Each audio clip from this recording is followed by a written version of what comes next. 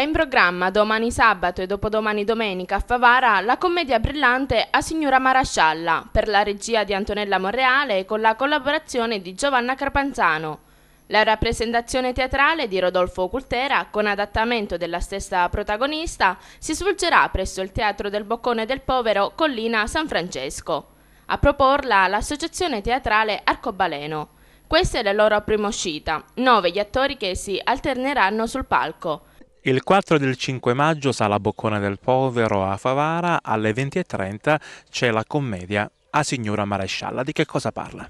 La signora Marascialla, che sono io, comanda a bacchetta il marito 24 ore su 24. Però, Come lo fa? no con la bacchetta però, col mattarello. E ci sarà da ridere, ma veramente, ve lo posso assicurare, anche perché chi ci conosce come compagnie, perché siamo un miscuglio di compagnie, ci sarà solo da divertirsi.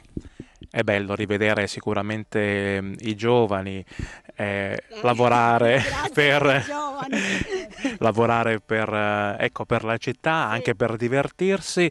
Nasce questa nuova compagnia, l'Arcobaleno quindi. Sì, nasce l'Arcobaleno. Perché nasce? Perché dopo tante tempeste è bello che esca fuori un arcobaleno pieno di colori, colori brillanti, colori caldi.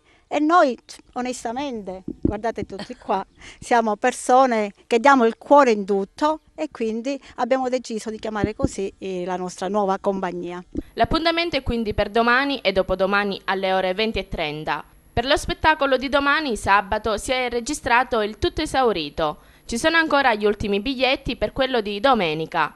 Prevendita dei biglietti presso la Tabaccheria Pinelli di Corso Vittorio Veneto e Cartolibreria Pecoraro di Via Vittorio Emanuele a Favara.